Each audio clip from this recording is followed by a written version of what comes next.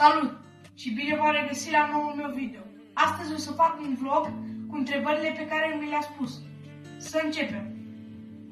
Prima întrebare. De unde sunt?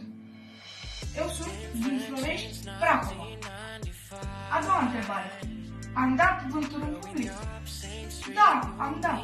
Deși este un lucru rușinos. 3. Îmi place de cineva? Da, îmi place. 4. Fumezi? Nu fumez și nici nu o să fumez. 5. Ce mașină ai vrea să-ți cumperi? Un X6 pachet M. Am coronavirus? Nu, să știți că nu. 7. Țara preferată? Țara mea preferată este România. 8.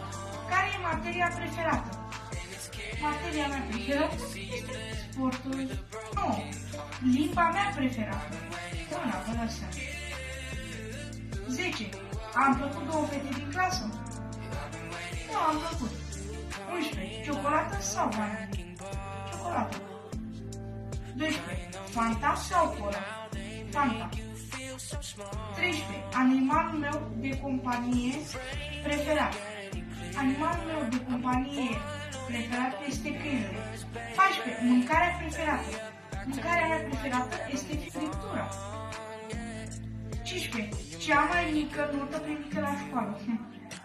Cea mai mică primită la școală este 2.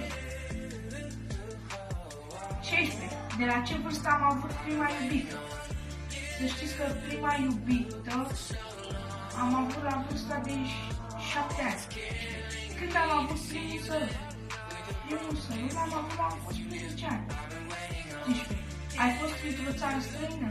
Da, am fost în Spania. Pentru azi am terminat cu întrebările. Nu uitați să dați un like, un share și să nu uitați să aprindeți clopoțelul.